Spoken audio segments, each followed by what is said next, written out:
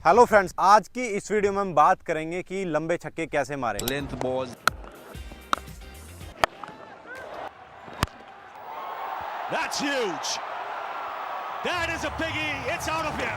इसके लिए हम आपको बताएंगे 5 मेन पॉइंट्स, जिसमें कि सबसे इंपॉर्टेंट होगा हमारा स्टांस। पहला होगा स्टांस, दूसरा होगा हमारी कि हम ग्रिप कैसे करें बैट को, थर्ड हमारा होगा कि बैकलिफ्ट कहां से आए और कैसे मीटिंग करें, फोर्थ अगर आप बात करोगे हमारी कि मीटिंग पॉइंट क्या होना चाहिए जिससे कि क्या है कि आप लंबे छक्के मार सकते हैं, और पांचवा और मोस्ट इंपॉर्टेंट पॉइंट कि आपकी जो टो की पोजीशन है वो किधर होनी चाहिए।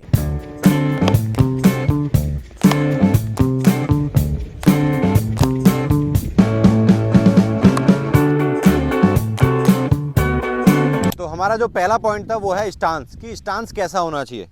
अगर हम बात करें स्टांस को लेकर, हमारे जो दोनों पैर हैं वो इक्वल होने चाहिए। अगर आपका पैर ये आगे है तो चल सकता है, लेकिन अगर ये पैर आगे है तो थोड़ी दिक्कत होगी। तो हमेशा ध्यान रखें कि या तो ये दोनों पैर इक्वल रहें या आपका जो लेफ्ट लेग है वो हल्का सा पीछे रहे।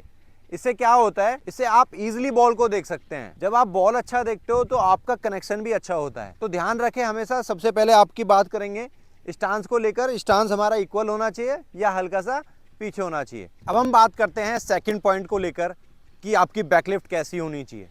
जो सबसे इंपॉर्टेंट है वो होती है कि आप कैसे बैट को ग्रिप करोगे, कैसे आप अपने हैंड्स को ग्रिप करके देखोगे कि कैसे आप कंफर्ट पोजीशन में हैं। ग्रिप को लेकर हमेशा बात करी जाती है कि बैट्समैन की ऐसे टाइट ग्रिप रखता है, कोई ऐसे लाइट ग्रिप रखता है। तो हमेशा ध्यान रखना है, हम बोलते हैं वी शेप को लेकर। अगर हम बात करते हैं वी शेप ग्रिप, तो वी शेप ग्रिप क्या है, अगर आप देखोगे आजकल ड्राइव के लिए ज्यादा काम आती है, लेकिन अगर आप छक्के मारने की बात करोगे तो हल्का सा जो आपका बॉटम हैंड है उसका यूज जो है बहुत इंपॉर्टेंट हो जाता है जब आप लंबे छक्के मारने की सोचते हैं। बॉटम हैंड का रोल इसलिए ज्यादा हो जाता है क्योंकि ऐसे जब आप बैट ग्रिप करते हो तो पावर जनरेट करने के लिए, बैट स्विंग करने के लिए आपको बॉटम हैंड की जरूरत पड़ती है। तो ध्यान रखें जब भी आपकी कैसे लंबे छक्के मारें तो ध्यान रखें ऐसे आप हल्का, अपर हैंड आपका टाइट रहेगा, बॉटम हैंड थोड़ा सॉफ्ट रहेगा। उसको देखोगे सॉफ्ट के साथ साथ बॉडी हार्ड नहीं करोगे उसमें। अगर आप बॉडी हार्ड कर दोगे तो आप बैट स्विंग इजीली नहीं कर सकते हो। हमेशा ध्यान रखें कि जब भी आप ग्रिप करोगे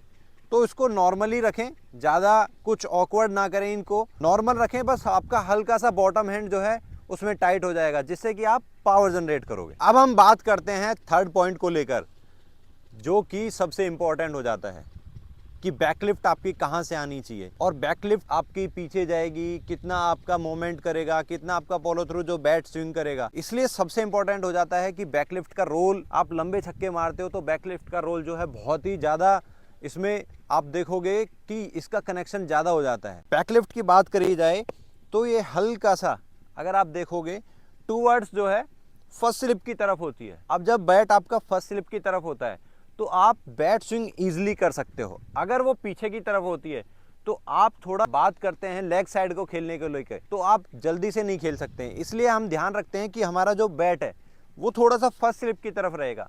जब आपका बैट फर्स्ट स्लिप की तरफ रहेगा तो आप इजिली ऑफ की साइड भी खेल सकते हो और लेग साइड भी खेल सकते हो। ठीक है, अब हम बात करते हैं कि बैकलिफ्ट में सबसे इंपॉर्टेंट क्या ध्यान रहता है। जब आप स्टांस लेते हो इसमें आप ध्यान रखोगे कि जब आपका बैट है, जब आप ग्रिप करते हो तो आपके पॉकेट के पास होना चाहिए। इससे क्या है कि आप अच्छा बैलेंस कर सकते हो और आपके हेड की पोजीशन भी बैलेंस रहती है। अब हम बात करते हैं कि बैकलिफ्ट कितनी जानी चाहिए। ध्यान रखें जब भी आपकी बैकलिफ्ट आपके हल्की सी देखोगे हेड से या आपके राइट शोल्डर से थोड़ा अप जाना चाहिए। इससे क्या होता है कि आपका बैट स्विंग जो है तेज आता है, और जब बैट स्विंग आपका अच्छा आएगा तो आपका जो लंबे जो छक्के हैं वो भी इजीली लगेंगे। ध्यान रखें पॉकेट के पास रहे। पॉकेट के साथ साथ ये जब आप बैट पीछे की तरफ लेके जाओगे तो या तो ये आपके हेड से ऊपर होगी या शोल्डर से ऊपर होगा। जो बैट है, बैट के साथ साथ आपका जो हैंड है वो हल्का सा पीछे जाएगा, और जो आपकी नी है वो टूवर्ड्स, अगर आप देखोगे तो नीचे विकेट की तरफ जाएगा। तो क्या है कि आपका बैट ऑटोमेटिकली ऊपर चला जाएगा। अब हम बात करते हैं कि आपका मीटिंग पॉइंट क्या होना चाहिए, कि बॉल का कनेक्शन कहां होगा जिससे कि लंबे छक्के लगे। मीटिंग पॉइंट जब भी आप देखोगे, बात करोगे तो आपका हेड से हल्का सा आगे की तरफ रहेगा। अगर आप देखोगे तो अगर हेड बिल्कुल ऊपर आप आ जाओगे, बॉल के ऊपर आ जाओगे तो आप सिर्फ ड्राइव कर सकते हो, लेकिन अगर आपको छक्के मारने हैं तो आपको हल्का सा अपने हेड से आगे बॉल को मीट करना पड़ेगा। जब आप आगे बॉल को मीट करोगे तो जो है आपका बॉल जो है एयर में भी ट्रेवल करेगा और लंबा भी जाएगा। लेकिन अगर आप हेड के नीचे मीट करोगे तो बॉल सिर्फ जो है सीधा जाएगा, फ्लैट जाएगा, वो एयर में ट्रेवल नहीं करेगा। तो ध्यान रखें, जब भी आप मीटिंग करोगे तो आपका हेड से थोड़ा सा आगे होगा और बैट की पोजीशन अगर आप देखोगे हल्की सी ऐसे होगी, जिससे कि आपका बॉल जो है लंबा ट्रेवल करेगा। अब हम बात करते हैं अपने 5th पॉइंट को लेकर कि 5th पॉइंट जो है सबसे इंपॉर्टेंट है, इसको खास कर ध्यान रखें। 5th पॉइंट के बिना आप जो है लंबे छक्के नहीं मार सकते हो, क्योंकि आपकी जो टो पोजीशन है वो कैसी होगी, आप किधर हिट करना चाहते हो बॉल को, उसके लिए सबसे इंपॉर्टेंट हो जाती है आपकी टो पोजीशन। टो पोजीशन इसलिए इंपॉर्टेंट है क्योंकि जिधर की बॉल होगा उसकी तरफ आपका टो जाना चाहिए। वो पास नहीं जाएगा बॉल के, लेकिन आपकी जो टो की पोजीशन होगी, अगर वो ऑफ स्टंप के बाहर है तो टो की पोजीशन उस तरफ जाएगा, क्लोज नहीं जाएगी बॉल के, लेकिन पोजीशन हमेशा उस तरफ जाएगी। अगर आप देखोगे सामने की तरफ है तो हल्का सा आपको स्पेस देना है, वो इसलिए जगह देनी है आपको कि आपका जो बैट है वो इजीली स्विंग करेगा। क्योंकि अगर आप देखोगे, अगर आपका बॉल यहाँ पे होगा और आप टो को लेके जाओगे अपने बॉल के पास में, तो आप इजीली नहीं हिट कर सकते हो।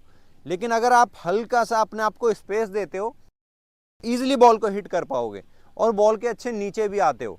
तो ध्यान रखें, जब भी आप, चाहे वो बॉल ऑफ स्टंप का हो, मिडिल स्टंप का हो या लेग स्टंप का हो, हल्का सा अपने आप को थोड़ा सा रूम देना पड़ेगा। अपना टो जो है हल्का सा बॉल से अवे रखना पड़ेगा, जिससे कि आप क्या है बैट को इजीली स्विंग कर सकते हैं।